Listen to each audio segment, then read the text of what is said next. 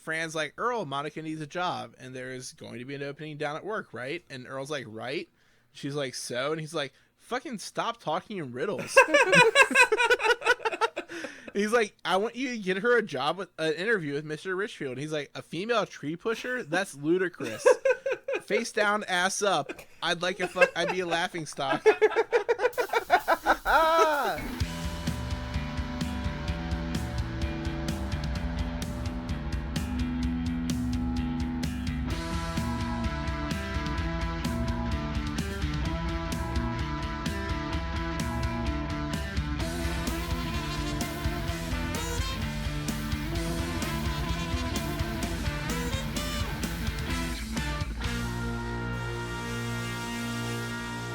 Honeys, we're home. Hello, and welcome to episode 21 of Sinclairity A Dinosaurs Tale. I am your host. We're going to need another Timmy, along with my co-host. Hey, I'm Ben Hand Up Me. Ben Hand Up Me. How are you doing, Ben? I'm doing great. How are you doing today? I've never once asked that back. How are you doing? Well, you know what? I did some yoga today, and I walked the dog, so I'm feeling pretty good. Is walk the dog a yoga position, or were those separate activities? It could be. That's a yo-yo position. Let's be clear. God damn it. Is walking the dog. It's downward facing dog is the yoga position, down, and then legs up, ass up. That's the way Ludacris likes to fuck. Exactly. Welcome to, if this is your first time listening to the podcast, I'm sorry. If you're a recurring customer, I'm also sorry. So yeah, today this is the 21st episode, as Tim said, and we're going to be discussing season 2, episode 13 of the show Dinosaurs, which is what sexual harassment. Yeah. And this which is a pun. It's a pun, and it's also, I think, possibly the best episode of this show. Yeah, it's weird to like start a show like we're gonna be like, this one's about sexual harassment. It's the best episode, but I promise, like, apply all the trigger warnings, especially if you're like a non-man and like a woman in the workplace. Like, this is going to touch on a lot of that, but it's in a way that was unprecedented. I think in 1991, I can't really think of other, especially TGIF lineup. Like, yeah. I can't think of anything really going as to the throat as this episode does. And they even make, we'll get to it, but they make a joke about it with Ethel when she's watching the television. Mm-hmm. Like, yeah, that's an acceptable fourth wall break that we'll get to in the episode. It's really good. But to help us today in our journey through the world of sexual harassment, our guest today is my lovely fiance, Isa. How you doing, Isa? Fine. I'm a little disappointed because I wanted to have a witty, like, name coming onto the show like everyone else does, except for, like, Isa the Dactyl. prominent guests that you have that are, like, well, known within the podcast universe. Pick your name, then. We can round robin it right now. We can all, like, yeah, we're not. All right, let's go. You got to do it yourself. We're not just gonna give it to you. Oh my God. No. Isa Dactyl, Ysasaurus. This is like, let me think. See, Your last name's Ysasaurus would Hernandez. just Can we do remind me of, something? like, MySpace days when everyone just kind of made their names were just, like, blah, blah, blah, Saurus, or, like, you know. I think my MySpace name was actually just Isa, comma, duh, with an exclamation point. It never caught on. I didn't know, like, were there MySpace names? I think mine was I Invented Toast. Wow. If you went to myspace.com/IInventedToast, that was mine. And it was a lie, because I did not invent toast. So You didn't. I took In on any the context. persona of a Mystery Science Theater character on mine for a little bit. It's pretty tight. hopefully not the conservative guy who went off to do riff tracks. No. Like a character from one of the movies. Oh, okay. Not Michael whatever. I don't remember his full name. not Tom Servo, or it was Emperor Crankor or Kinkor, whatever his name is. I never really got into Mystery Science Theater. I love it.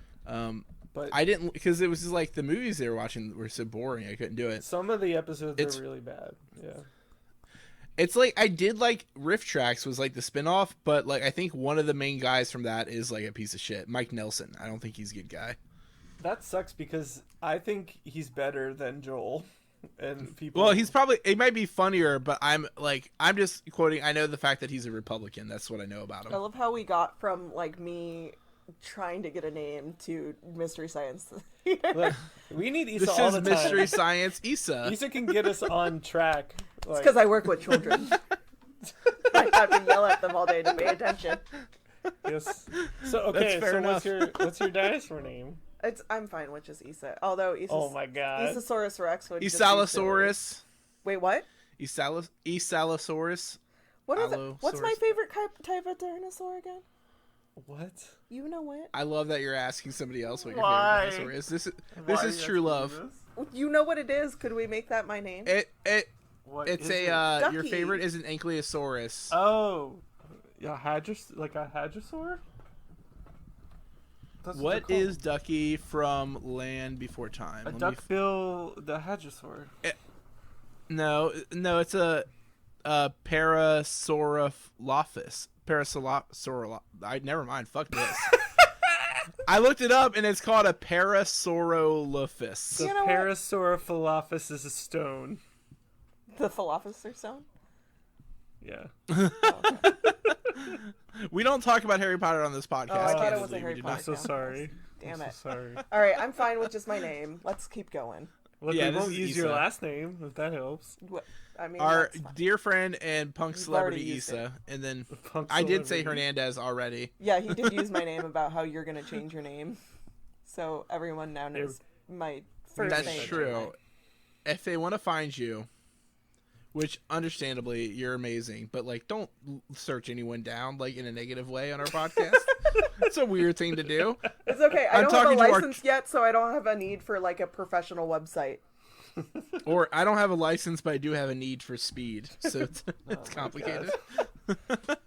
Well, So yeah, today we said we're talking about season 2, episode 13 was sexual harassment, and it was released on December 18th, 1991, which is very important. We'll get into like there was a very big trial this year that this replicates, and we're recording this on January 9th, and it was written by David A. Kaplan and Brian LePan, who wrote the Graptolites episode, and they wrote Employee of the Month with the Caveman, and they wrote Unmarried with Children, which is the one we had our friend Adel Rafai on, and it's directed by Tom Trevovic, who's directed fucking half the episodes at this point. yeah, he's pretty prolific at this point. Yeah, he's the main player, and he stays involved with the series for a long time. I also see him on Twitter. I follow him on Twitter, and he talks a lot of shit about Trump, so he's a good dude. He's like older, but he's a good dude. So does Bill Beretta. Oh yeah, he does. Won't respond to my email, but talk shit about Trump. So much for the tolerant left. Those fucking puppets. You want a quick summary of this one? Yeah, go ahead. It's Monica gets a job pushing down trees for We Say So, but is fired after refusing the advances of new coworker Al Sexual Harris. Popular for his double entendres, determined not to let the males in the workforce hold her down, she takes the matter to court, but doesn't get much help in her case. Yeah. And the IMDb does have some trivia. I think I may have actually written a couple of these trivia things. Oh, I wanna hear one it. of the 3 episodes. It's one of the 3 episodes never shown in syndication on the Disney Channel. Oh my god. We figured that. And Jason Alexander voices Sexual Harris, Yes. which is it's just George Costanza. Yeah. And Monica and Charlene discuss the difficulty females have getting jobs in a predominantly male fields, and then the very next episode after this involves Fran replacing a male dinosaur at his job on the host of a television show. So this does world build in this way, like it's a precedent for the next episode. I For also originally thought that this was a 2-part episode for some reason. I don't know why. Like remembering it before we watched it today. Well, before before I knew it was coming up that we were going to watch the episode, I assumed that it was a 2-part episode for some reason. So, I know Timmy has actually said this in a previous episode about how a few years ago when it was on Hulu, we rewatched the season, and he fucking loved this episode. This is back when, like, butt patches and super punk rock things were, like, still a thing and acceptable for 20-year-old somethings to wear. And at some point, he had specifically asked, I want you to make me a patch of Monica that says Riot Girl. He was, like, and it is a great episode. It was one I actually vaguely remembered well. Although I don't remember much of these episodes from, like, being a little child. Okay, so on that point, what was your experience with dinosaurs growing up? Yeah. So I truly don't remember ever watching this show on television. Like, sitting down and seeing it air on the Disney Channel, because that would have been the time in which I actually saw it. However, my uncle had a very vast VHS collection, and it included every single dinosaurs seasons on VHS. Who has those now? So there's a whole thing. My uncle did actually get sick with COVID after being hospitalized for a prolonged period of time. We did not think he was going to make it, so my aunt was just like, we got to get rid of all these things. So she did. And he has now been beaten COVID somehow. Oh my God. And been placed onto hospice twice now and gotten better. Both times. So, like, currently, is he completely, like, not on hospice anymore even? Nope. I never hear about stories where somebody goes on hospice and then they live. Like, that's fucking amazing. It was wild. Like, he went on to hospice due to he had an injury and it resulted in a amputation, and just all these terrible things happened. And in December 2 years ago now, technically, Tim and I visited him at his nursing home on Christmas Day, and then later that afternoon my aunt got a call saying, we have to take him off of hospice, he's getting better. Wow. And then, like, 3 months later he got fighting that COVID, and had to go on hospice again. But yeah, he's fine now. That's crazy. But his movies are all gone. His tapes are all know, gone. that's the thing that like, really is upsetting, that would suck because so that much. was such a big thing in my childhood. Like, he had the Muppets Treasure Island. I would watch that all the time. Casper's Friendly Ghost. Like, I would watch the Adventures of Casper all the time too. Dinosaurs were also in the rotation.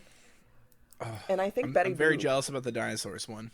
Yeah. I've been an avid VHS collector for years, and I've never come across the dinosaurs in the wild. Oh yeah. They sell them on eBay, but, like, I don't want to pay $20 for them on eBay, knowing that one day I will go into a Goodwill and find it for $0.25. Yeah. Well, it was funny because when Tim and I first started dating, the first year we started dating, I was like, come have Christmas with my family and I. So he came, and at the time my uncle was no longer living with my grandparents, but all of his VHS collection was there. And we would sleep in the basement with the VHS collection. And Tim saw the dinosaur things and he was like, oh my God. He was, like, super stoked about it. I don't remember if we actually watched them or not. No, we didn't. That's so cool. But he was very excited to, like, have seen them there. This is like deep origins for the podcast. It's like Tim seeing this. I gotta say, I do remember when Tim first started talking to you. Like, that was when me and Tim were talking every day still. Aww. And I remember Tim you were named Tampa Girl at the time. Yeah, that sounds about right. And he was very excited that you used to be crust punk adjacent, at least. But, like, Tim's like, fuck you, babe, I feel like stop that talking. was a bias on you, because I don't shave and I'm smelly. That has nothing to do with being crust or not. You knew all the crusties in town. I did. A decade ago, it did mean that you were crust. Yeah. But he would say that a lot. Like, it's okay. I think crusty girls are kind of cute. 100%. But yeah, I do remember Tim being very excited when he started talking to you, which is pretty gay, but like it's whatever. Fellas, is it gay to have a crush on a girl? Yeah. I mean, they've literally may have seen another male in real life. It's pretty gay. That's pretty gay. Well, in this case, like, there was a man in my life. And if you saw the picture, I was sitting on his lap. Okay, we don't get too yeah, far we ahead. definitely had to dive into just this wanted to- episode. Yeah. While we were there. Okay, so Tim, start us off with the Baby Sinclair commercial that he's watching. Yeah. Ah! So, sorry.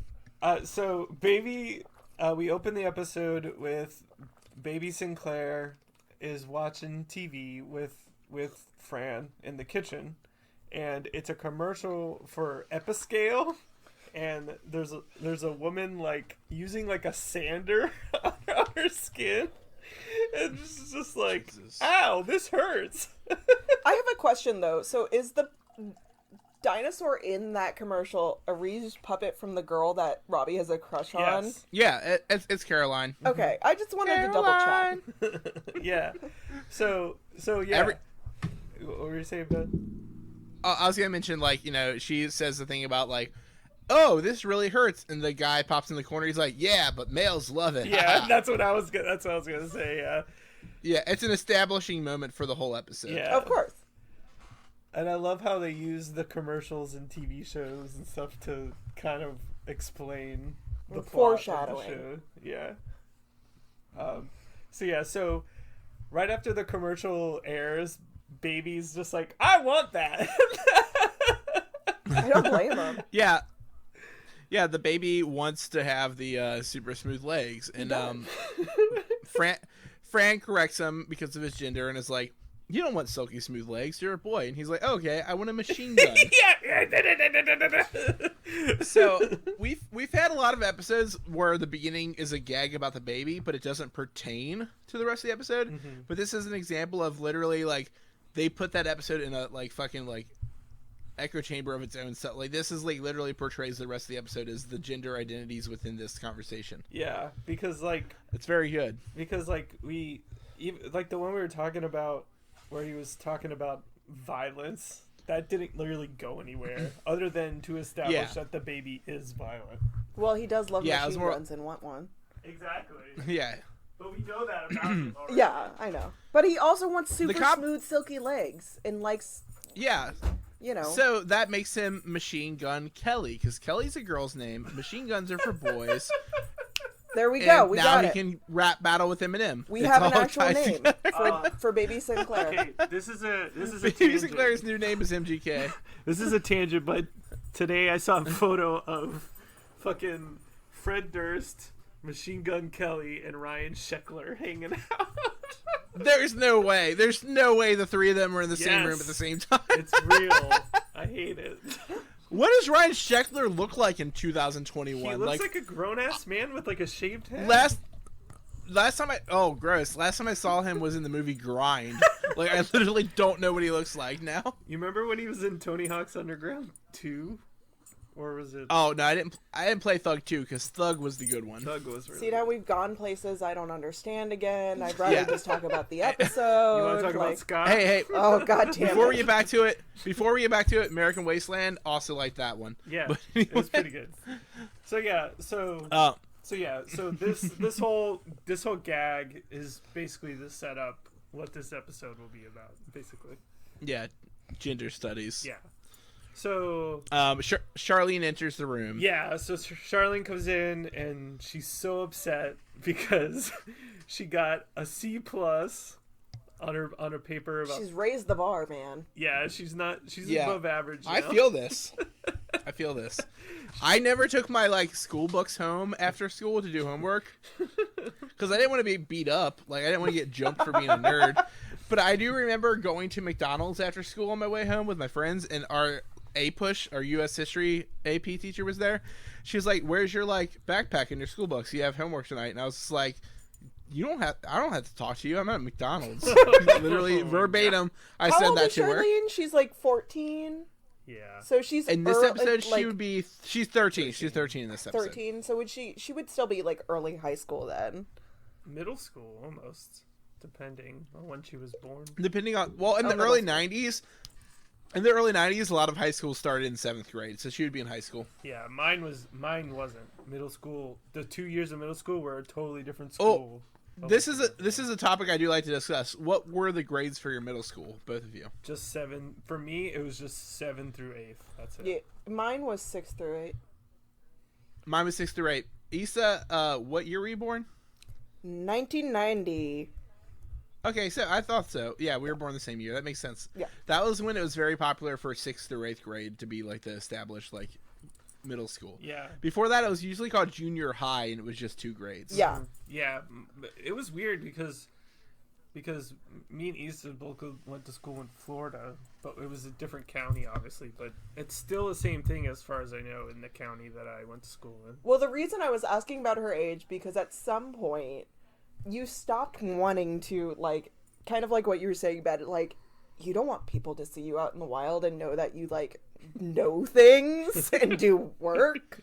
Like Charlene said, exactly. like, she's gonna be above average and all her average friends don't want to talk to her anymore. I get it. She's gonna be a tryhard. Yeah. And, like, Yeah. a fucking like teacher's pet. Exactly. Although I will say, like, I apparently in middle school is when I started making good grades again, and I was very ecstatic about being on honor roll at some point. I don't remember any of this. But if she was in high school, I think I'd give her more credit because I didn't do shit in high school. Very similar. Like, I would come back to school after not going for a few days, and my teachers would be like, "Oh, so I saw you at the mall the other day. Good for you to show up today." High school was such a weird thing to navigate. I feel like I liked when people acknowledged my intelligence, but I also didn't like in the school setting. It just made it feel like I was being subservient, I guess. Like, I didn't want people to think that I cared about authority. So like, I always was like, I had like that persona of being like, I'm secretly smart, but I'm going to like say the F word in class and then get kicked out. Like, I don't know what the deal was. Well, it's I like was all an the idiot. children I I was an deal with idiot. daily, so. Yeah. I always think if I was working in a high school and I had to deal with me, I'd know what to say to make me do fine. But like, none of my teachers had time of the day for me. They were just like, all right, how about you just like drop out and leave because we're tired of this. I do understand the point of not wanting to be noticed by your teachers and stuff, because that's how I am even at my job. But when it just reminds me of 9th grade when I was in Spanish class and it was coming to like the end of the year and I had an A+ in the class, so no matter what I did, it wasn't gonna change. So the last 2 weeks or so I just fucked off for like 2 weeks. and I sat next to like the bad kid in class, like who would act out and stuff, and he was like failing, and but I sat next to him and just laughed at all his stupid shit he said. And literally my teacher went one time, she's just like, it's okay, Tim can laugh because he's got an A+ in this class, so it doesn't matter. You got singled out there, dude. It's pretty funny though, you gotta admit. I don't know. I don't feel like I cared about grades in high school, but like when I got into college, especially in like undergrad, I was just like, why didn't I graduate with a 4.0? I wanted to stand up and get a special medal. Yeah, because you have to pay for it at that point. That's why it sucks. Is that what it is? Exactly. Probably. Yeah, that is what it is. It's literally you want your money's worth. But like, the thing with the statement Tim made, so the fact that I was such a fuck off student meant, but I did really well on tests, and this was brought up constantly, especially by my AP US history teacher. She'd be like, the highest grade on this test was Benjamin Bradley, who got a 98, and everybody else got a C or less. And Ben doesn't even do the homework. And I was just like, don't use me as an example. Like, it was literally a thing that happened multiple times. I also got called out for, like, plagiarism 3 different times, and I had to prove that I didn't plagiarize on reports. I was like, no, I'm just, like, I actually care about this subject matter. I just don't care about school. Like, but I had to write a report on Napoleon Bonaparte once, and I was like, this is really fucking interesting. I had so much to say, and the teacher was like, I feel like you plagiarized, but I can't find the things you stole. I love that because I didn't. Ben is proving their point right now by saying Bonaparte. Like, what the fuck? It's just funny because like that's not even like my experience because I was a shit student, and because I have a reading comprehension disability, I was an awful tester. So it was just like I was fucked either way, and I had the majority of my teachers in high school told my mother, I'm not going to go anywhere in my life. Like, she's not going to do well. She's not going to do anything. She needs to come to school or she's going to drop out and do nothing with her life. And now I have you're on a a podcast 401k and benefits and getting a license and all this other bullshit. So fuck those teachers. You're on a podcast about dinosaurs. And I'm on this is really the height of my career. And I have a master's degree. I do have a master's degree in like human behavior. I have a bachelor's degree. Well, you're clearly a badass, so it doesn't matter what they said. A BA. That's what I have. Yeah. So, sorry for the sidetrack where we all talked about our fucking weird high school experiences. But that's what I just want to reiterate. Like, I get where she's coming from, though. Yeah. For sure. I think most people do. Like, we're not all it's liberties. a concern. Degrassi, okay. Yeah. So, just smashing in as many references as we can. Yeah. So Charlene's coming in and she's talking about how the thing is her teacher wants her to do like extra credit where she does like a model of the solar system, but she's just like, there's not even such a thing as a female astronomer, so why would I do that? And like her mom's like, well, it's important to be well-rounded. She's like, oh, so when I'm cleaning the house, I can tell my husband where all the fucking plants are located. That's great. And so and then Earl comes in to the room, and he's just like, he's like, we lost a coworker today.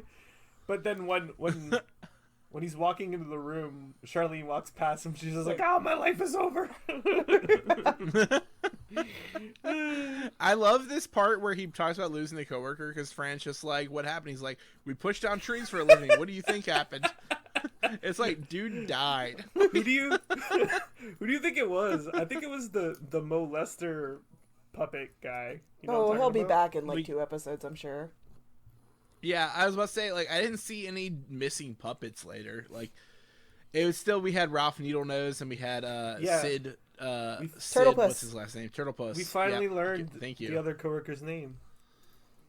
No, it was mentioned in that episode with the V was on. It mentions the Sid, Turtlepuss, Ralph Needlenose, and that's it, right? Until Sexual Harris was a later ad. I thought there was one. They didn't have that puppet until the Job Wizard, I don't think. Oh, whatever. The one where they're all in the living room watching wrestling or watching boxing. I guess there were 3 that came. There were 3. Who the fuck? He's does the he green look like? one. Because Ralph Needlenose. The green one. But I thought Ralph Needlenose is the one who was like the swamp basket person and like the. No, it wasn't. You're thinking of Mo. It's Okay. Mo the swamp basket. That puppet. Okay. All right. We gotta really when we're gonna do our bonus episode soon with the fucking figuring out the Bible, and we're gonna really sit down and figure out which puppet does which jobs. Yeah. Because obviously Turtlepuss is the fucking bailiff later. I love that. I do appreciate that, and I want to talk about some observations I made during that scene. Yeah. But I'd like to get there. Because me too. I have some observations about that scene that are linked to the fucking Capitol Hill shit, and I'll get into it. Oh god! All right, let's keep going. So Charlene runs out. She's upset. Yeah, Earl. Mm-hmm. Her life's over. Earl just wants to know where his bowling ball is because now he has a spot on the bowling team. So fucking Which why was he? stupid. I don't get why he wasn't on it before because Roy can't even fucking bowl. He has to take score. Exactly. Because he has tiny arms. He's a tiny arm guy. Exactly. And he's Roy Nipple Play Orbison cannot fucking deal with it. And then, but I like that when he does find his bowling ball. He finds his bowling ball later with the long neck. Tim, were you just possessed by me for 3 seconds? Sorry. I'm inspired by... That felt very much like something I would have done. I was inspired by last week's guest, Sarah Shockey, and her wonderful song.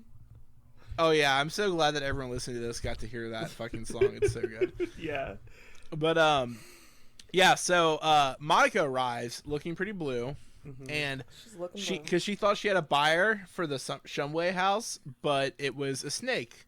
Yeah. And banks don't give loan to snakes because they don't have limbs. No limbs, no loans. Which, like, brought, like, a racial thing to the show for 1 second and never brought it back up. I was like, what is that implying? Like, snakes are a race? Snakes? Banks are racist. Snake. Oh, well, snakes are a race. Snakes are banks. What do you... Okay, well, snakes are a race because every time, like, anaconda don't want none. It makes sense to me. I just think that, like, that was supposed to be referencing something, but it was kind of like a throwaway reference real quick. Yeah. But it's not really like it's not doesn't come to fruition in any kind of way. It's just I like think they just wanted a reason for Monica to not have this thing, a job. Yeah. Yeah. They had to like set up the let's fact that throw she up needed something job. stupid in there. Yeah, because No limbs, no loans. The show does that a lot. So do you think? Unlike the, so do you think snakes would be more sentient in this universe, like the dinosaurs? I would assume so. If they're looking for home loans. Aren't they reptiles? Yeah, but dinosaurs are kind of reptiles. Remember? They're chickens. They're reptile avians. It's kind of in between. Yeah, they are chickens. Evolutionary classes were very different years and years ago. Yeah. Just a few years ago, you know. Just a few years ago. Just 2021 years ago. I don't get it. I don't believe in that. So what's the problem? A fish? Okay, but... A fish came out of the water? Excuse me?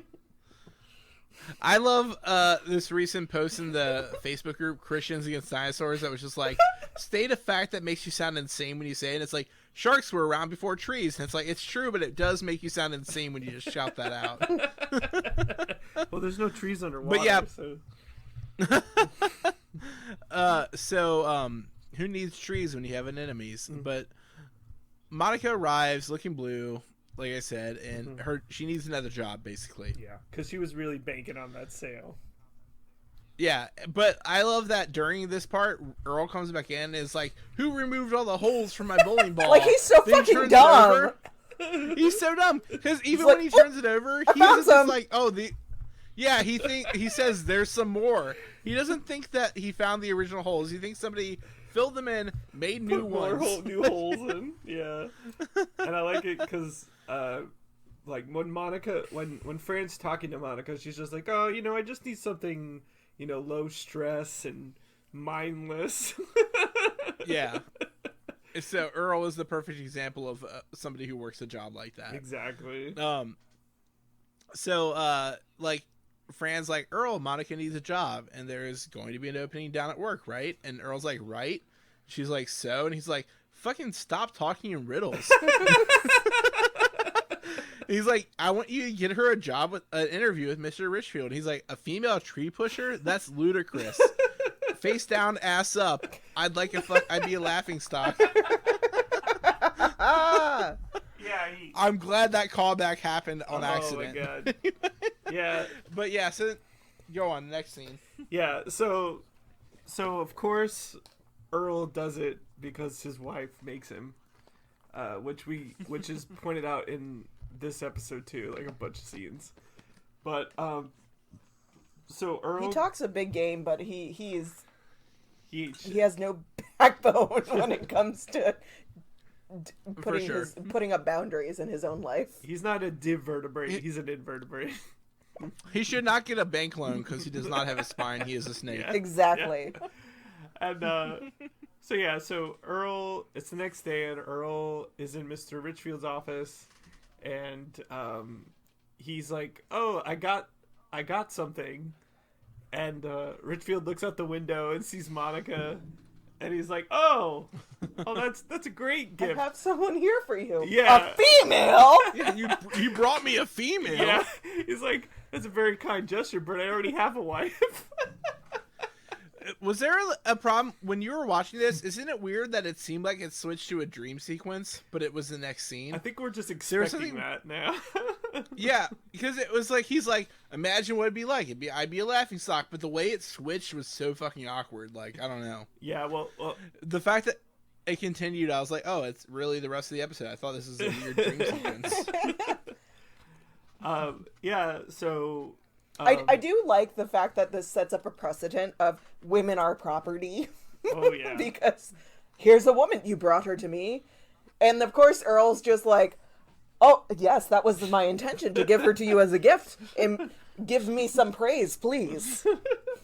Yep. He is always seeking the approval of his boss, even when he's pretending to be his boss. That's true. Mm-hmm. So Richfield is like, oh, hire a tree pusher. Okay. Well, he's like, unfortunately, we're an equal opportunity employer. So he brings out his business. He brings out his little manual and he reads from it and he's like, okay, hiring a female employee. It's like, you smile a lot, compliment her handbag, and then send her on her way. This is probably one of my favorite scenes. Yeah, because it's so I good love because the amount of expression they can do with a dinosaur with no limbs. Like, I love it. No, this voice actress is so fucking good. Like, her like exasperation and everything is done so well. Like, I just love it because like it starts with her and she's just like, I was the top of my class for a real estate school and like I sold a house my first day on the job. And then he's just like, what a lovely handbag. Yeah. She's like, I don't even have hands. Like, what the fuck do you mean? These people were like, so this was not mentioned in the beginning of the episode, but the Monica puppet needed 4 people to operate. Yeah. So I think it's wild that they were able to coordinate these facial and eyebrow expressions to have that look of what the fuck are you talking about, dude, on her face during this, and just the look of exasperation. Yeah, for having puppets do this scene, like, so much of it was done through expressions, especially because like Earl starts trying to pantomime to Richfield how he should behave. That was and like, also trying. I love that neck, when he's playing charades. That makes sense because I neck rarely small. think about the show in terms of the puppetry. I just look at the script. But like that was so fucking hilarious. Like the way they tried to do that. He's like, yeah, compliment her neck small, and like your neck small. Richfield's just trying to figure it out. The fact that Richfield even is relying on Earl is really funny to begin with because he like doesn't see him as a real person. He's dumbfounded. Or dinosaur. He like doesn't know what to do for the first time in his life. Well, the manual didn't tell them what would happen. You were supposed to compliment them. They say thank you and they leave. Yeah. Yeah, so he eventually gets the fact that, like, I'll compliment her necklace because she does have a necklace. And then she mentions, like, that's unrelated to the job. What about those trees outside? Is that what we're pushing you over? And he's like, I don't want anything to do with this. But then she just knocks, like, a bunch over at once with her tail. Yeah. And this is great because, for one, tails are boobs. Oh, God damn it. So she did swing them titties at the trees, and she got hired on the spot for it. Yes. Well, okay. So I think we should bring this up. This is a sidebar, but Issa brought it up when after we recorded the episode about tails, and I want Issa to present what she thinks that episode. Oh, I already know what you're talking about. I know. Brought this up to I me. talked to you, but we should bring it up to the audience. Well, I think Ben was present when we had that conversation too. But as someone who has a menstrual cycle, like there were so many, like many of these episodes do, there were so many things packed into one. Because yes, on one hand, tails are these objects you can see. It's so boobs, that's the obvious. But like that whole episode where Charlene gets her tail, for me at least, was interpreted as a metaphor for menses and going through that process, because especially as growing up, that's the thing that makes you a woman, that brings you into womanhood. And being blossoming later in life is always just like super awkward and weird. I'm speaking for myself in this because I didn't get a period until I was very late into life, I feel like. Six, so I was 7, probably Fran in that 8. situation where I would have just jumped off a roof because all of my friends are older and or younger than me and got their periods. Therefore, let's go about this.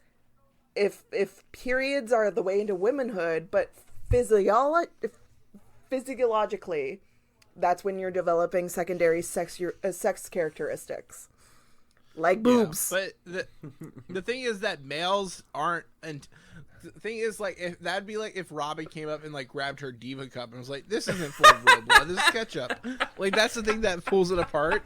Do you think, that makes more sense? You think Robbie would have introduced her to the diva cup? God damn it! Yeah, because I he's have the some feminist. things He is the about more Robbie in feminist this one. too. Yeah. But like we can put them hand I do in too. hand, though. It's a metaphor for menses, but also the idea that with that is when you develop your secondary sex characteristics, which are boobs. So yeah, tails are titties, but also it's also when you grow into having a period, I guess. I got pre-Hal syndrome pretty bad.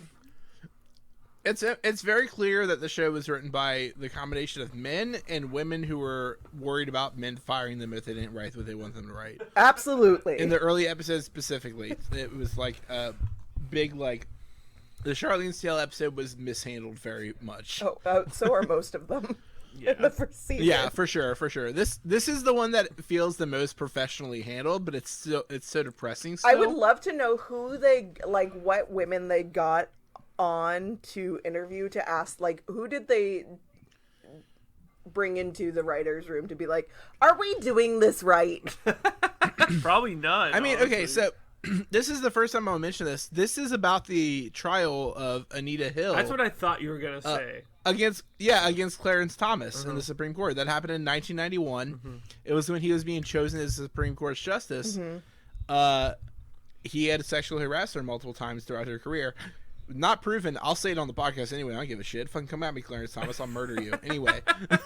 Isn't he dead? No, he's still a Supreme Court justice who is out there against women's rights. That's awful. But like, so he was tried, and like the thing with like the fact that the We Say So court is who handles the case later. That's just like the fact that the court that's trying to make him a Supreme Court justice is the one who handled the case about him sexually harassing somebody. So they were already on his side from the beginning. That's what's like. It's directly referencing something that was happening on live And television. I'm glad you brought that up because I was trying to figure out like what is this referencing throughout while we were watching it, and I don't know enough about anything going on in the world, especially things that went on in the world when I was barely one. Yeah, yeah, exactly. I knew about this mostly because of I Love the 90s, honestly. Yeah. It came out, it's been like discussed recently because it's been like topical. Yeah. Because Clarence Thomas is still a justice, so it's still like an issue. And plus the other Supreme Court judge who was just appointed 2 years ago. Was it 2 years ago? I don't remember his name. Yeah, the rapist. I don't remember his name. Yeah, I want to say Case. It starts with a K, I think. Not I was gonna say Scaramucci, but I think that guy died finally. Yeah. No, that was a lawyer for Trump. Yeah. Supreme Court justice rapist. It's all 12 of them. I'm just playing. We did jump kind of far into this episode. We haven't even gotten out of Richfield's office and him actually offering her any sort That's of true. job. We're already talking about the real Supreme Court. It's just hard not to think about, like, because we're recording this on January 9th. It's only a couple days after fucking the Ku Klux, the C-O-U-P Ku Klux Klan tried to... the coup. Yeah, The coup. tried to... They showed up at Capitol Hill, and all the cops were just like, "Oh, hey, buddy, I haven't seen you in a couple days. What's up? I love you. We're best friends." And they let him in. Yeah. But Yeah. but yeah, we can get back into the actual episode, and we'll get into that later. I just realized, because I have some notes, like, within this scene, because the next scene after them being there and she knocking down everything is, like, basically, okay, when can you start? And then you see her in this adorable little outfit. She's got the shirt on, she's got a little tie on. I love it. I can't get over it. Yeah. I mean, she wore the little hard hat that does nothing for her. Because it doesn't actually, it just sits in between her eyebrows, basically. So you're saying she was asking for it, okay? But well, yeah, maybe. Well, we're not there yet, but that comes up in the trial. By the way, you were right. It is K. It's Kavanaugh. Kavanaugh. Brett Kavanaugh. Yeah. Yep. There we go. It's not Jared Kushner. It's not Kushner. Brett Kavanaugh. But Good weed. I did have to make mention because really the most stylish character on the show is Charlene. She had 4 outfit changes in this episode alone. Yes. Yeah. Always it's Charlene. Yeah. They focus so hard on their outfit changes. It's the best. I love it because she's the only one. She's the only one, but it has to do with her personality type. So I just got excited to see Monica in this little... It's the same shirt that all the guys are wearing, but she just adds the little flair with her little She fucking necktie. rocks it. It's like she has the bandana. Like, Yes, it's so cute. Yeah. I wonder if that's like a Rosie the nod to, Riveter? because it's a red bandana. Yeah. Yeah. So what happens in this scene is it switches to like she gets hired for the job because she knocks over those trees in front of Richfield. Mm-hmm. And it switches to like Roy, Turtlepuss, and Ralph talking like about shit, and Sexual Harris is like, I'm no cashier, but you've got 2 items I'd like to check out. Which, by the way, makes no sense because tails are 1 item, and that's the thing. Yeah. But, like, still. 2 butt cheeks. Roy doesn't get it. Roy is just like, I know. I don't get it. And then they're like, Harris invented a new way to talk to the babes. Everything he says has 2 meanings. 2 meanings! And 2 meanings, and Ralph's like, but Roy's like, why? And he's like, look, on one level, you're just having a nice little conversation with a sweet little but lovely whatever. He like makes it so the word but has the double entendre on that one. Yeah. And on another level, you're saying kind of something, sexual. It's funny because this is when I started actually taking notes. And it's like, I said the invention of innuendos is by Al Sexual Harris, who is a disgusting linguist. Because they start then complimenting him as he pumps out more of these awful, like, double entendres. Like, and they're just like, yes, you're so... brave and smart, and you have such a way with words. It's funny because they call him a linguistical pioneer, but linguistical is not a fucking word. And that's what I love about that moment. Is like they meant just like a pioneer, like he's a linguist or whatever. Yeah. It's a cunning linguist is what the joke should have been for cunnilingus. Yeah. Or coming. That would have been a better joke. Yeah, and that's 3 layers. Anyway. You're a cummalinguist? But yeah, so they call him a linguistical genius, and then Earl comes up to deliver the bad news. Yeah. Which I love because he's just like, I wasn't there, I don't know anything about this, but Richfield hired a female tree pusher. Yeah, and then Monica comes into the scene and gives him a little kiss on the cheek, which he doesn't deserve that. No, he doesn't. He truly does not deserve I also anything thought nice in I life. also was expecting for sure. I was expecting that to come up in the court case later where he's just like, she kissed me while I was at work, but it didn't happen. You know, that's a good point. I didn't even think about that. Yeah, that would have been a good plot device where he brought up, well, she kissed me, but I think they probably at that point in the episode they're like, we probably shouldn't have had her kiss him. Like that probably made it convoluted. Yeah, but I love it too. Like all their reactions is like, oh my god, Earl, you killed us. And they're all upset.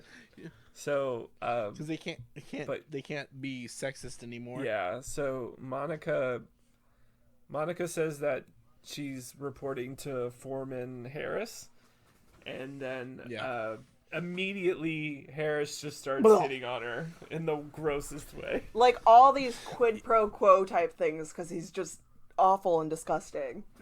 Like you truly don't have to work, but you can work on me, baby. Yeah, I'll push, you'll shove, haha. And then like Turtle push outs 2 meanings. 2 meanings. That's great. Turtle Puss is all about it. He loves Yeah, it. he for sure is. It's like it blows his fucking mind that jokes can have 2 meanings. They have the brains the size of a walnut. They don't know what's happening. Exactly. That's true. So it switches to the scene 4, which is Monica knocks over a tree, and Harris is like, well, you left the roots in it, and if you really want to make it in this business, you got to learn to go all the way, if you know what I mean. Doesn't she say no, I do not? And, yeah, she's like, no. And then he's like, if you want to impress the foreman, it's going to cost you a lot of late nights, if you know what I'm saying. And she's just like, let's just confine our talking to, like, the job. And he's like, you're too tense. Just relax. What do you say we go out for a few brews later, and I'll jump on your scales, and you tell me how much I weigh? Which, the worst come-on I've ever heard. For one, I don't want any come-on to involve somebody telling me how much I weigh. I don't want to know. So I was like, okay. And then he says, like, if you know what I mean, and she, like, says no, and he's like, what do you mean no? Because, like, that's how guys are. They're like, well, like, what version of no? Yeah. Like, This is the part in the episode in my notes, too. I just said, this is a no means no episode. Exactly. Exactly. Because she says, I mean no. Like, she doesn't even, she's like, I'm not interested. She doesn't even have to say that part. The fact is, she said the word no. He said, what do you mean no? And she's like, I mean no. Like, that should be the shutdown. Yeah. And then, like, she says, I find the things you talk about personally offensive, and I hope this doesn't interfere with my ability to work here. And it transitions to her telling Fran She got fired. and that's when I got fired. Yeah. Like, it's fucked up. So yeah, so then Fran This also transitions to when we take a break for the episode. Welcome back from our break. Like we just said, we transitioned to the Sinclair home as Monica is recounting the story to Fran about how she got fired. Yep. And Fran responds to this by saying that she sometimes thinks that males are the lowest life form on Earth. Yep. She's not wrong. Exactly. No, for sure. On the point. And then Earl comes in to make fun of Monica for being fired. Yep. Which is so gross. Like, what an asshole. He makes fun of her, and he talks about how there's no way that she can get her job back or anything like that. It's just totally being a dick about 65 everything. years short of a pension. Yeah. So You were 365 days away from earning a pension. How's that feel? Ha ha ha. And, while he's talking about though, Monica kind of like gives Fran like the Iggy, and is like, and so Fran's like, oh yeah, that's right. So she's like, well, actually, your cousin Monty lost his job at We Say So. The Southern branch. Yeah. Yeah. And of course, yeah, Earl is immediately like, oh, well, if he lost his job unjustly, he can just, like, request a hearing from corporate, the Board of Grievances. Yeah, the corporate board. His cousin Monty. What's funny to me is, like, imagine you have a wife and you forgot that she had a cousin who worked at the same company you worked at. Like, multiple levels of that. It's like, that's kind of like you would have stored that information. Well, you know, it It's was a Earl. different branch. Come on now. It was a different branch. Yeah, it was that We Say So South. Yeah. So it's a little different. It was in what's south of California? What's South California? Mexico. South California. Yeah, Southern SoCal? Cal. Yeah. But anyway, But so while he's explaining that, Charlene. It's important to say, because I know you're bringing Charlene Yes! in, but Monica says, what's the point? No female is ever going to get a fair shake in this male-dominated society. Exactly. And that leads to Charlene coming in. Can I say, though, this is my favorite outfit of Charlene's the whole time. It's you know, I hate to use this term, but Big Bill Cosby sweater-like vibes, but it's so cute. And I just noticed that she matched her earrings to it as well. Whoever was in charge of dressing her fucking killed it every time. Every Like, time. She, her fit check is on point every fucking time. This was the best outfit out of the four, though. Maybe it was just. Yeah, for sure. Maybe it was just Sally Struthers, and she was just like. This is what I'm wearing today. Thank you. Even though I'm pretty sure none of the voice actors were ever on set. No. No, well, other than Baby, because he was also the puppeteer. Yeah. But That's the only difference. But yeah, Charlene comes in and talks about like the boys in her class ate her solar system. They ate it. Yeah. Because they said that she's a female and shouldn't stick her nose in the Yeah, universe. she also mentions that she loved doing the project.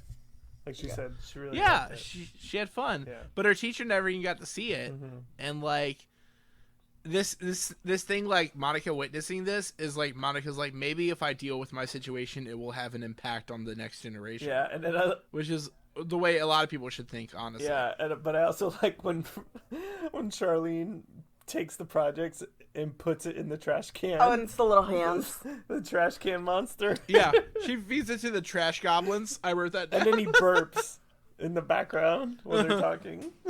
Is it a trash Yeah, that was can, or is it like I just chalked it up to being a garbage disposal more so because it was under the sink? pretty. It's pretty much. No, it's like its own thing, but it's like full of fucking goblins. Yeah. Like, I just love the furry It's just little like hands. the fridge. Yeah.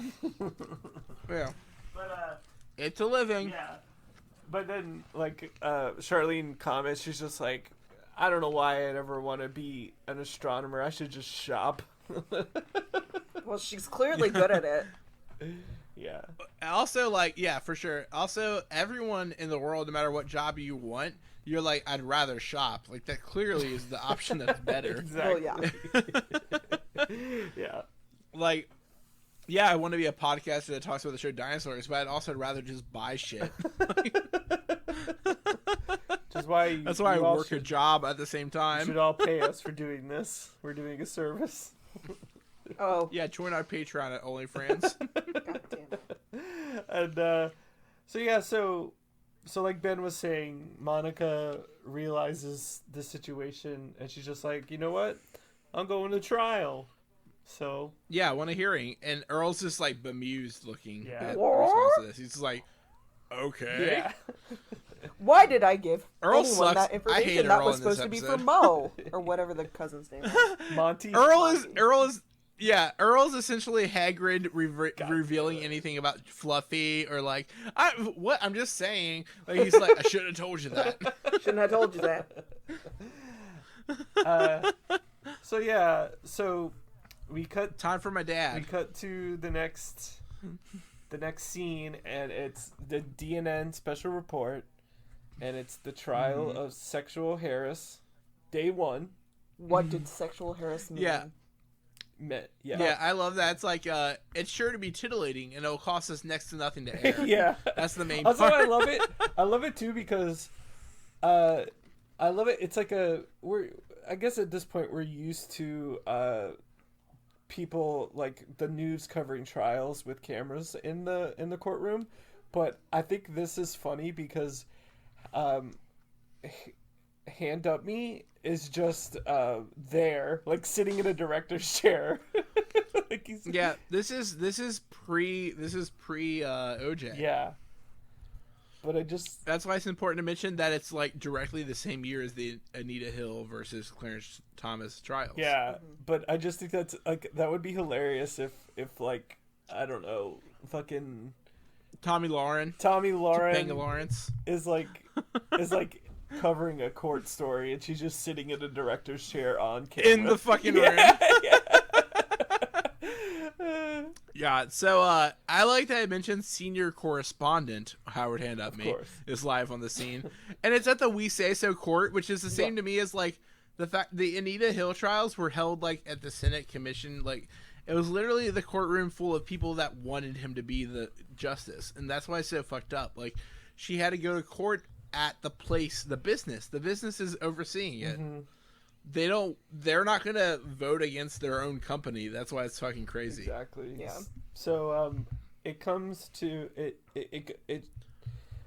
goes to Richfield, who is the head of the committee. Yes. Order! Yeah. Order! Shut Shut up! up. And he's like, okay, now we gotta remember that nobody is on trial. I object. Objection! Objection! Yes. Sustained. And he's like, of course. I mean, well, except The female. except for the female. And then Perfect. and he's like, and no one no one is coming into this trial with any personal agendas or vendettas. Hey. I concur, Mr. Richfield. As I was just saying to my brother Jim at Honest Jim's Used Cars, we must put personal agendas aside, especially during the week of Honest Jim's Bumper to Bumper Blowout Bonanza. Fucking Mr. Mason Dixon, which is... Is that what his first name was? It's Mason Dixon. It's literally just Mason Dixon line. It's perfect. So Jim Dixon. I love that. Jim. I mean, I hated every single Muppet in this, like, just their personas in this. But I do appreciate, like, how Muppety those, because you could tell those were the hand puppets ones, because every once in a while their faces were crooked.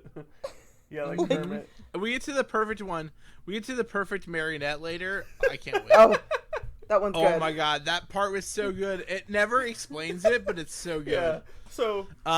So Monica's the first witness, and she starts by thanking the We Say So Corporation for giving her an honest trial, but Otto Lynch interrupts her and is like, I have over 100 witnesses that'll testify that for the past 22 years, you have in fact been a prostitute.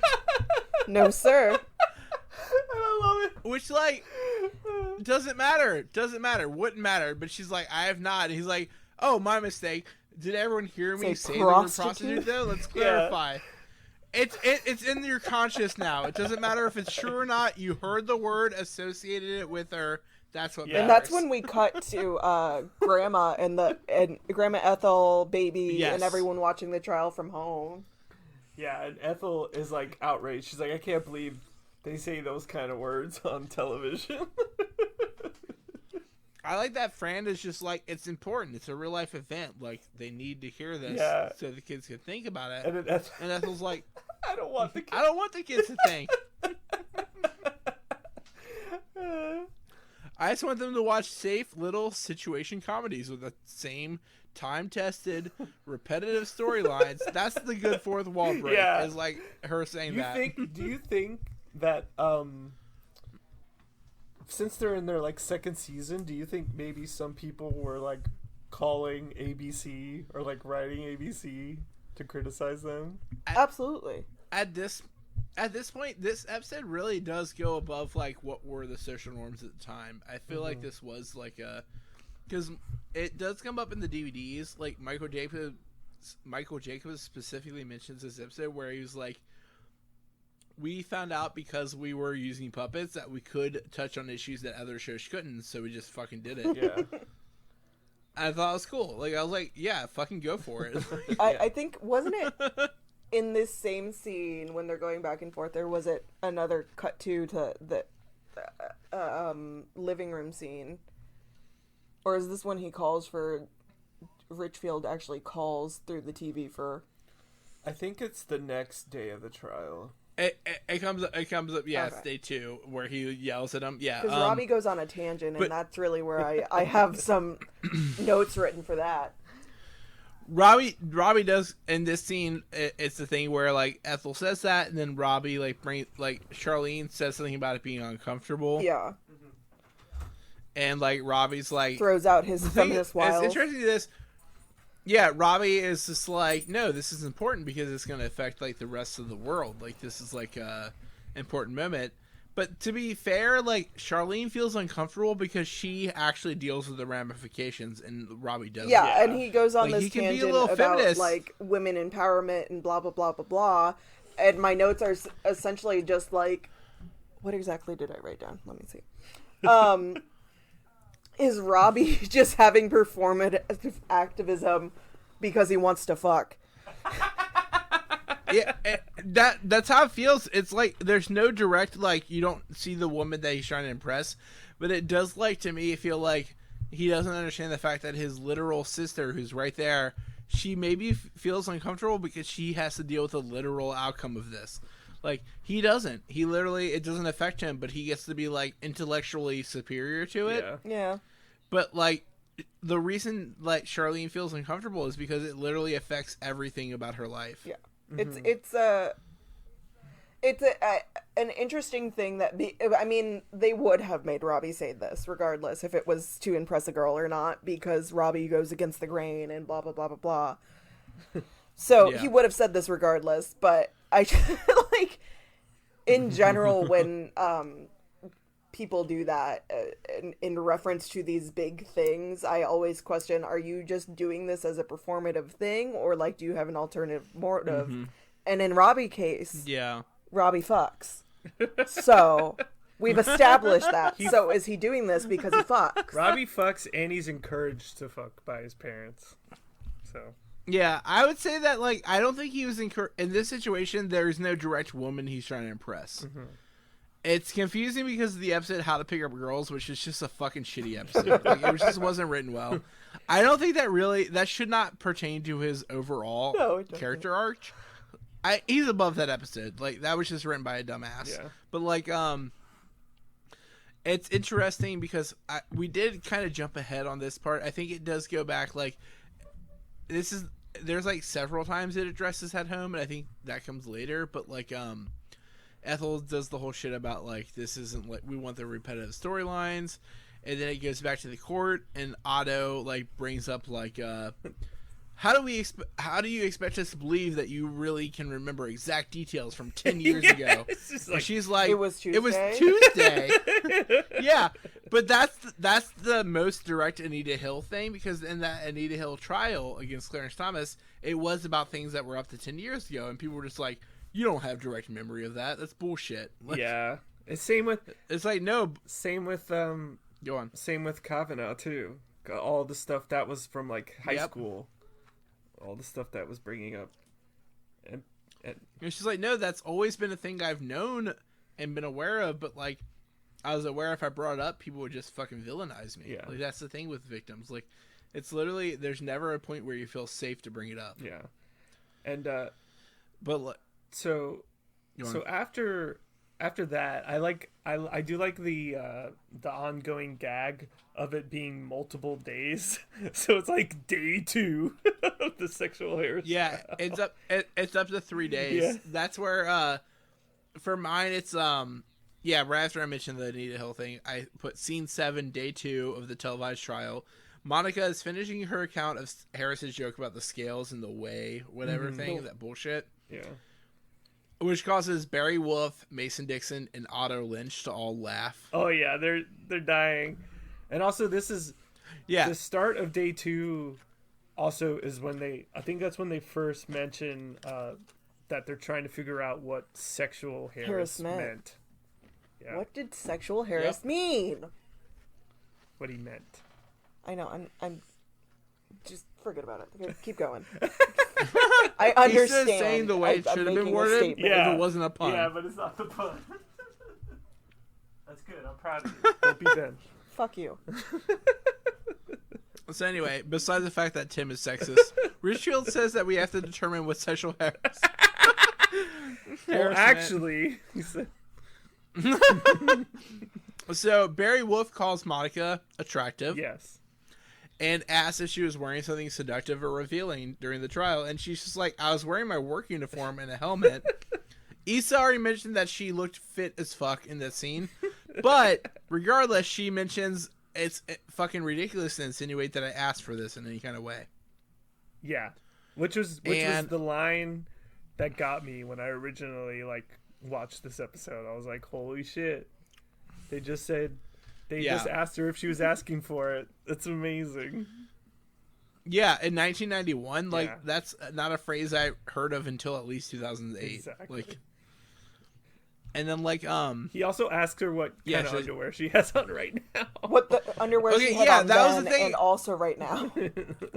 Yeah, because he says, I'm insinuating no such thing. Now, could you describe the underwear you're wearing at this moment? Because, and she's like, I don't understand how that's relevant. He's like, well, if you were a male, you would understand how that's relevant. And all the fucking men start laughing. Yeah. I am, kind of wondering about this in retrospect. They're asking about her underwear, but the lady doesn't wear pants. None of them do. Yeah, exactly. You can literally see that she has nothing on. Except for a scarf. It does not matter. She's got a pretty scarf and a necklace and earrings. Yeah, later in the episode, you see her whole bottom half naked. Fucking naked. Yeah. So, I guess, okay, Harris had a reason to... I'm just kidding. God damn it! No. But yeah, I guess this is the part where it goes back at home again, and this is where Charlene mentions being uncomfortable, and Robbie's like mentions the greater good of the situation. Charlene, I wrote that Charlene is clearly still uncomfortable because she literally has to deal with it, and Robbie doesn't. Like, Robbie's a little feminist, but like he doesn't get the perspective of literally having to live through it. Yeah, and Earl's just like, oh, Earl just find another job. And then after write a song about it. Yes. That's the line there. Is Earl says write a song about it. Like, what is that even about? Like, Good what retort. the fuck? I do wonder It's though, good. like, and I'm reading way too much into like a show that clearly, like, no, they didn't think about that. But I wonder if also some of the motivation for Charlene to be like uncomfortable is because Monica did state she was doing this as a result of seeing Charlene be upset about not getting ahead in life, because the males are always bringing her down and they ruin this. And I wonder if she felt some sort of responsibility in that way. Yeah, I think with or without that, regardless, like, it's going to affect her because boys at school are going to be like, did you see that shit on TV? Oh, yeah. With this woman trying to stand up for herself. But, like, also the fact that, like, she hears that from the men, as well as being aware of the fact that her situation in school influenced it. Yeah. I think she'd be uncomfortable. Yeah. So, after that, it cuts back to the courtroom, and Dixon refers to Monica as Sweet Cheeks, and then he starts explaining his fantasy. Oh. That part is so fucking insane. Like, oh my god. Just goes on a tangent. I know. And then... Yeah, he's just like, are you sure this isn't a drawn-out version of your sexual fantasy? One which includes being stranded on a deserted island with a score of scantily clad young females, and they're smearing marmalade all over you. What the fuck? And then he has to, like, he trails off, and then Richfield's like, Mr. Dixon. He's like, excuse me, can I have a few minutes to myself? Can I have a moment? Oh. You think he had a boner? Gross. He came. And this is when we're introduced to Harold Heffer for the first time. Who takes over the questioning. He talks so slow that one guy makes a phone call to reschedule his tennis lessons for a different time, and then everyone else falls asleep. And then Wolf pulls out some liquor. Yeah, somebody starts drinking under the table. And then Richfield, like, wakes back up and calls her George Lackey. Yeah. Yes! George Lackey. Who is a marionette puppet. Mr. Lackey! Puppet. That was so great. This is insane. This part is fucking crazy because it doesn't explain it. He's like, I just like to say that you've been treated very poorly, and I applaud you for your courage coming forward. Then he looks up because he's shaking, and his strings are above him, and he looks up and he goes, huh? And it's like, also, you're a tramp. I love it. Who is controlling him? That's so fucking random. We say so. It's the corporation. It's just funny because it's like, it makes it very clear he's being puppeteered, but it does not come up before or after. It's just like, this is a puppet. The one you can see the strings for. Yeah. So, it goes on, and then, they basically, because Monica keeps pushing back, they all come to the realization that their only thing they can do is discredit her. Like, they're like, we gotta discredit her. So, Instead of just making shit up. That's yeah. So that's when we get, because I'll say she specifically says she's never lied, exaggerated, or fantasized, and shame on all of you for being disrespectful. And they're just like, shit, she seems sincere. yeah. Oh, no. Sinclairity. Yeah, so this is when Richfield yells Through the TV. Through the TV. Through the TV, yes, for sure. And Earl flies there. Like, he runs. Yeah, he literally, you see him leave the room and then he pants. He, like, he apparated back to Harry Potter. Into the fucking courtroom. How far away did he live from this place? And clearly he didn't use a car that maybe he has. He does have a car. I don't. But we'll get into that. Like, is that We Say So? But there is a time when he goes to let go of the caveman, and he ends up at We Say So within minutes. Mm-hmm. He must live literally right next to where he works. Yeah. I mean, it's a small supercontinent. Yeah. That's But thing though, here, this is important to note. When he bursts into the courtroom, Turtlepuss. Mr. Turtlepuss, the Leaves? bailiff, Yes. reaches for his gun and stops. I'm like, oh, this is like Capitol Hill. He's just like, maybe I'll stop you, maybe I won't. Like, You can't come on in. because he Or- does say it does say something audible to the effect of, "Where'd you come from? You're not supposed to be here," and then just watches him and then leaves, exits the room. It's like there's this Vine currently that's like, Vine? what are you doing? Oh, TikTok, you knew. Vine, whatever. What is it? TikTok. It's the same fucking thing. Or it's Rest in like, peace, Vine. it's like, what are you doing? It's like nothing, just popping. It's like, don't mind me, I'm just watching or whatever. But it's like the Capitol Hill police versus Yeah. the people, the Ku Klux Klan. Yeah, so Earl comes in and basically Richfield wants him to make a statement. He wants to make a statement, and it has to be a statement from here. But here, we've written it for you. Yeah, he just hands him one. Yeah, because Earl literally can't think of it on his own. Yeah. He can't think he of would support anything, whatever they want to period. say, but he's too stupid. Like they have to write it for Yeah, him. so he So he yeah, you're go on. You ahead. can do No, it. if you know what it is, what Oh yeah, he reads his written testimony detesting Monica's clarity and adds like that females belong in the kitchen, and when he says jump, his wife will say how blank Fran's there, and he's like hi. Oh no, but Ben, you forgot when he's reading this statement, and he's just like, Monica's this and that, and she also cheats on her taxes. Yeah. Yeah, he says she cheats on her taxes. What the fuck? The things like they have him say is such bullshit, Yeah. and like I thought that was good. But Fran walks in on him talking trash about somebody, and she's just like, that's fucked up. And then, like, I wrote in my notes, dump him. But Fran testifies on Monica's behalf, and Richfield says that it's fair to have, like, to explore all sides of the argument. He's like, so you have a minute. Yeah, and also, Fran- right before Fran starts, this is when Turtlepuss gets up and leaves. Like, he's just like, he's fed up. He's like, ugh. yeah, the bailiff takes Yeah. off. He leaves. He's not going to So listen to any female, but he did have a costume change. Yeah. Yeah, so she gets 1 minute, and she brings up, like, Monica's character as being honest, responsible.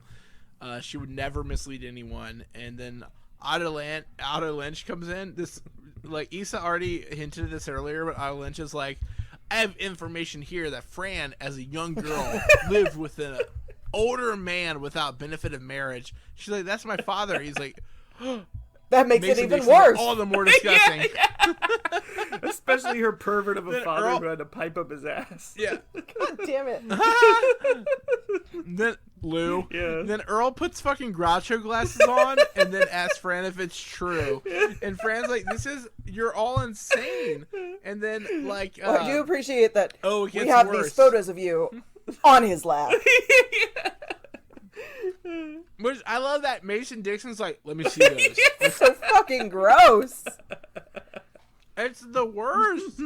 This episode literally is just like, hey men, let me do a whole episode about how you're the fucking worst things Well, that ever I existed. feel like in general, you look at Earl and you're like, oh, men are terrible. But this whole episode is just like, oh, men are truly fucking terrible. It's really on parade. Like they did this so well. It's gross because it's not Males changed. on That's parade. what sucks about it. God damn it. But yeah, Otto Lynch brings up the young girl thing, and she says you're all insane, and Mason Dixon wants to see it, and then it switches to the next scene is day 3 of the trial. This fucking trial. Yeah, statements from the other coworkers. I love this. Roy Hess is the first on. He's an Yep. idiot. He's a total. He says that Harris is a swell guy, but he shouldn't have asked her out because I saw her first. And then like Otto joins in like, so you find her attractive and therefore couldn't blame Harris for asking her out. And he's just like, I don't know. I mean, Harris seems like he wouldn't do anything wrong. Monica, I don't think she'd ever lie. I have a tummy ache. Can I lay down now? That's how I am in stressful situations. Also, I like how Roy doesn't understand like the double entendre and everything, and talking to women like that, but he knew how to catcall. Yeah, he literally invented sexual harassment. Yeah, Harassment. he did. But he did not invent double entendre. No. Like, he was very direct. But yeah, so after Roy, we get after Roy, it's Sid Turtlepuss. And he doesn't understand what's the problem. He's like, he said that sexual harass never hit on any of us. No, I thought it was Pin Nose. No, Every guy who's Turtlepuss. like, he was nice to me. He was cool to me. No, and then the next one is Ralph Needlenose, who says, the way I see it, anyone who bowls over 200 consistently could not do anything wrong. Of course. Then it's Howard Hand Up Me. This is the number one. This is the best part of the fucking episode. Yeah. Bar none. Howard Ham Up Up. Me presents the latest DNN news poll. Oh, this is Percentage fucking of good. Pangeans who believe Monica the vertebrae, 18. Percentage of angry, resentful males who failed to get a date in high school and somehow blame Monica, 63. Percentage of self-loathing, insecure females who want to see successful females fail so that everyone can be as miserable as they are, 82. I was kind of disappointed in that last thing. Like, I get it, her. It would be funny if it was written by White women. women. The fact that it was written by two men is why it's like, I think maybe that's why I have so many problems with it, because, like, this episode can be so empowering, and then, whoop, let's just put that joke in there to just bring them down a peg. I also agree. The thing that, like, the one saving point for me is if you add the original people who believe 18% and then the successful female hater as being 82, that's 100%. And then 63% being the men is an outlying thing because that doesn't fall into the math. Yeah. So it's almost like they're like, men don't count in this survey. We're not going to include them at all. Probably. We're going to name them, but they don't do the math. The math is 18 plus 82 equals 100, so we're done. I don't speak it in English. I only do the math. I don't speak it Deutsch. Uh, But Richfield tells Harris he has to deny the accusations, and Harris just comes out and is like, I said all that shit. What the fuck you mean? he doesn't care. And Yeah, so that leads to, like, Richfield being like, well, the thing is, like, yeah, it was unprofessional, but it was witty and clever, good so fun. it's funny. Yeah, you gotta lighten up, Toots, and case dismissed. oh my god. This is the crux of the whole episode is, like, this, if it didn't have this ending, it would have been fake as any sitcom. Like, it was leading towards, like, every time there's a dinosaurs episode where there's anything at stake, in the last 2 minutes, there's a thing that changes it to be okay. Yeah, but I also Yeah. like And this is... after the trial when all the news people hound Richfield. and Oh, you don't like the conga line of the We Say So that's, folks? I think that's after. I don't remember. But it's like, there's no real winners in this case. Now we just need time to heal. And then he gets a flash right in his eye, and he's like, ah! Yeah. But then No, yeah, the conga line that Issa just mentioned where they say, like... we are males, what was- hear us roar. Yeah, we are macho dinosaurs, and we're way too smug to care who we offend.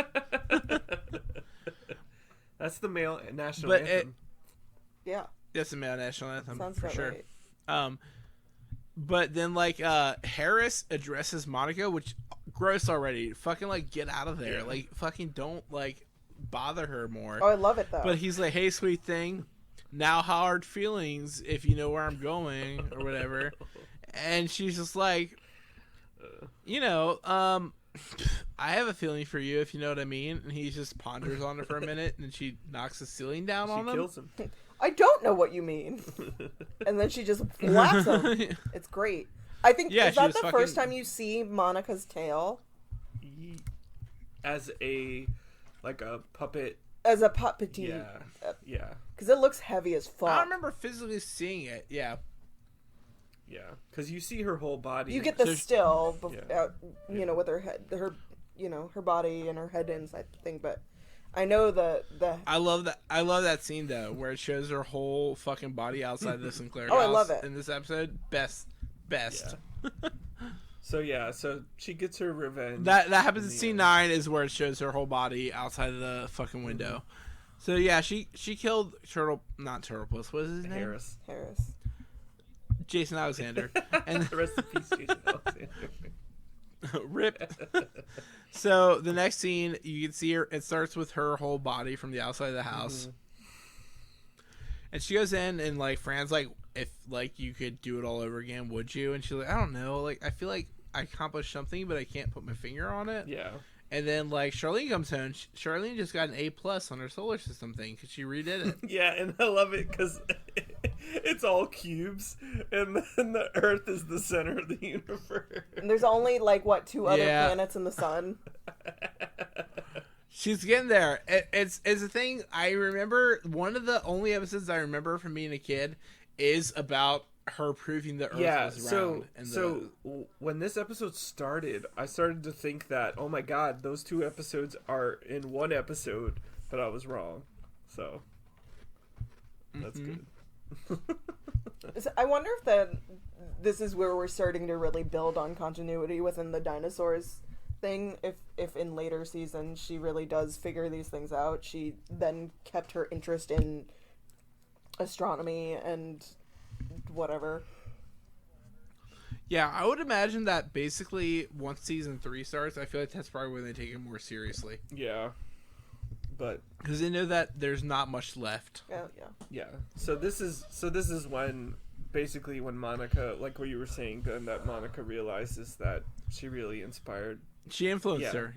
Yeah, because she's just like, oh, I inspired you. And she's like, yeah, well, watching them turn you into a tart on national TV, it got me to thinking, males are never going to give us great jobs like tree pusher or astronomer. We're going to have to fucking take them. And like, Monica's like, take my word for it, honey. It won't be easy. And she's like, well, I know, but I think we can get males to treat us equal. I mean, we're like an advanced society. How long could it possibly take? It's just like...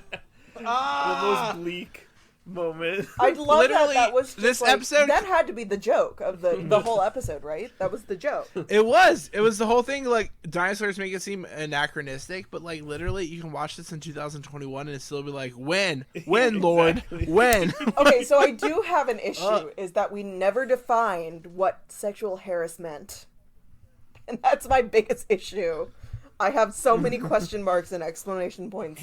He meant he wanted to fuck. I mean, I know that, but I wanted them to say it out loud and it to come to fruition in the court. Instead of them being like, you didn't say these things. And he's like, yeah, I did. I was hoping to be like, I want a fucking bone.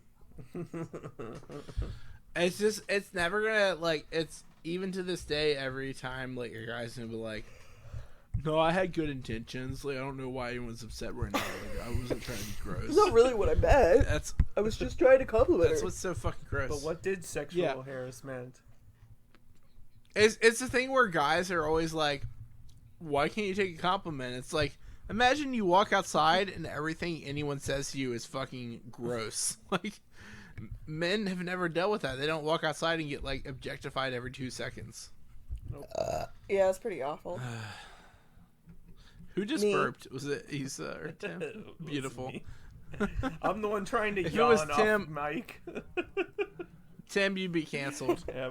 I'm canceled. I'm gonna go to Parlor. I'll see you guys later. I think it's gone. I think they deleted it. Anyway, though, so yeah, that was season 2, episode 13. What sexual harassment meant. What sexual harassment? I think it's my favorite episode. This was so far. Oh, sorry. This was the only episode I could remember of when we rewatched the series. And like, how long ago was that? Like 2 years ago. Like 2 years ago, 2018. Yeah, probably when it was still on Hulu. So, like, that was the one that stuck in my mind, and I was like, when you guys started the podcast, I was like, I want to be on that episode. But I didn't remember that Monica had an episode before this. Yeah, she was induced, but her episode before this was with the same writers. Like, they're the only ones who have handled her. Yeah, and her character has been pretty consistent with how they want to portray her in the show. Yeah, I think it's like I in general have been like these writers are like meh, but like I think they handle this pretty well. I couldn't like I remember like I said earlier, just I couldn't believe the stuff they were saying like for the time and I wasn't even thinking about the Anita Hill trial at all. So I guess I'm so far removed because like Muppet things are so timeless to me, and you're not really like seeing a sitcom where visibly everything is old and different and 30 years older than it is. So like now I'm just, when I hear it and view it, I'm like, oh yeah, this is something that only came out, I don't know, 5 years ago. Yeah. So I kind of forget like this was probably a really big thing because it was the early 90s. Oh yeah. Yeah. I wonder I know I mentioned it before about before they did this episode if they were receiving calls and letters and stuff. I wonder if this episode did anything besides getting taken off of Disney Channel. Yeah, it wasn't included in syndication, which is clear. Yeah. I wonder if anyone was just like Ethel complaining. Oh, I'm sure. They talk about how they got way less emails than they expected to get, or way less letters. Because people literally did watch it and they're like, it's puppets, fuck it. Yeah, that's probably it. It's easy to remove yourself from that when you're just like, puppets. Yeah. In comparison, like, Boy Meets World, they receive so much more, like, mail. Mm-hmm. Like, I remember, like, there was a big thing about the character Sean Hunter in Boy Meets World. He got a lot of letters from people asking him to murder people for him. What?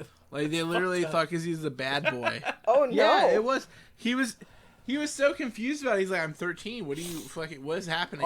Also, isn't there's a really early episode of Boy Meets World where that's kind of almost similar, where Corey and Topanga end up staying at school overnight and people think that they had sex.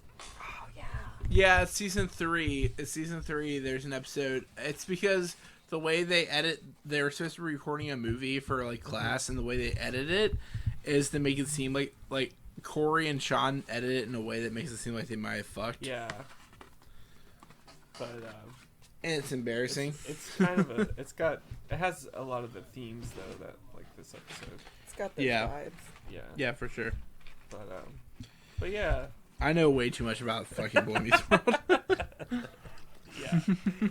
But so yeah, that's this episode. I loved it. Thank you, Isa, for being on the episode. Thanks for having me. I'm gonna really hate listening to this episode on my drive to and from work and hearing myself. How do you think I feel? Once a week I gotta listen to this. It's cool. I love both of your voices, so I think it's gonna be great. Thanks. Yeah. No, thanks for having me. I'm not that funny or witty, so No, you are. You just don't know what soy boy is. So Tim was I don't know what a lot of things are. I often asked him, like, what does that actually mean? And then he tells me nothing. It's more of you don't know what that means, and then I have to go to urbandictionary.com, and I'm still not sure if it's correct. That's a defense response where Tim doesn't know what it means either, but thought he did through context. Aubrey. The best thing to me is like just yeah. The best thing to me would be just in general be like I mean, for one, you laugh at all my Harry Potter jokes. That's all that matters. Well, yeah. Like J.K. Rowling can joke. I don't give a shit. Well, but like, she's fucking terrible and awful. Sure. It is funny though because I'm not a person who laughs at media. It's creepy and scary. Tim has mentioned this. This is a thing. Like, I love fucking puns. She's I will not go the only one though that I ape know. shit over puns, but like I do remember once I was it was when Tim was still living in Orlando, and I was staying over there, and I was like watching The Simpsons, and his roommate had a comment of like, "Are you actually enjoying this? Like, do you like this show?" And I'm like, "Yeah." And he's like, "Oh, you don't laugh." I wasn't sure. But I love puns and like stupid play on word things. So, but I'm not like a funny I think it's funny. person. No, I think it's funny because I think me and Tim both just have big laughs. Like, we laugh at everything. And so it makes it would be like we have the same response when somebody doesn't laugh. We're just like, is it funny? Are you okay? Is this good? Like, do you want me to change it? Because me and Tim both are just like, ah, ha, ha, ha, and everything. Yeah, like, I think I might have mentioned this before in another episode, but the first time I ever saw an episode of Parks and Rec was at someone else's house. Oh yeah. And they like all had it on, and I was like dying, and they're just like watching it, and I'm like, "What? Is this not funny to you guys?" like I don't know if they saw it too many times or what, but like that one time when somebody asked you, like, when somebody called you out on laughing about a joke that you were watching, V's roommate. Oh no, that's because that was me laughing about like explaining a podcast to them, like because it was last podcast, I think. Oh. So it was a podcast about like murder and stuff, and they were like, "Why are you laughing about that?" That's so weird. Like, imagine saying that to anybody other than like a close friend where you're fucking with them trying to make them uncomfortable, but like you just barely know someone, you're like, why are you laughing at this? Like, that's the worst thing to say to anyone, I think. Like, why are you laughing? My only reference to that would be someone doing that just to fuck with me. So yeah. Like, literally, that sounds like I would do that to you. I've done that to you. That's a joke I would make. Like, you really think that's funny? Like, that's fucked up, like, as a joke. Yeah, but this person was dead serious. So oh, it's so awkward. Yeah. So Dead serious black. yeah, I don't think things are very funny most of the time unless it's like really like things small children think are funny. And I often miss the point of jokes. So I don't believe I'm a funny person. So what Issa's trying to say is don't follow her on Twitter because she's not funny. I do have a Twitter, but like I don't know how to access it. It doesn't matter. Issa is incredibly beautiful, very smart, very nice. Like, follow her on everything. I don't care. Wait, unless she doesn't want to. No, please don't. I'm a professional person. Don't follow me anywhere. Yeah. Me and Tim will karate fight you. Leave her alone. Please don't. Issa doesn't have a comedy special to plug. I don't. I think I'm really funny sometimes on Facebook, though. I'll say things and then people are like, "Oh no, are you serious?" And I just think I'm being witty. And I guess not. Whenever I'm funny on Facebook, I get banned for 30 days. Yeah. It sucks. I think it's more that you're just insensitive. Like you don't stop. Yeah.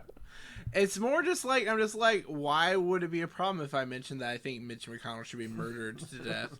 And then Facebook's just like, he's a real person. You can't say that. And I'm like, okay. I called Matt Gaetz dumb, and nothing happened to my profile. But anyway, yes, don't follow me on any social media. I've had the same internet handle forever. So if you find it, don't follow it. Yeah, and I won't follow the you third back. Reich. It's the Third Reich will rise again. Fuck you! Stop that! Yeah. And literally, it's true though. If Issa gets people who follow her on Instagram, she will just be. Sometimes she'll ask me if I know them, and then if we have no idea, she just will keep them in limbo forever. So.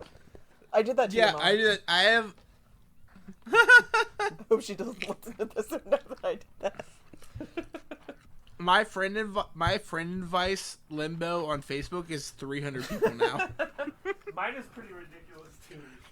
But... Yeah, I go viral a lot, so I'm just like, I'm not adding you. Fuck you. Like, I don't know who you are. Too many people in bands who want me to book their band from 10 I'm Yeah. glad I don't have Oh those god, that issues. gets so annoying. It's just people that know me from like elementary school that still live in this area and they just want to add me, and it's awkward, and I will add them for a little while, and then I usually just delete them. Yeah.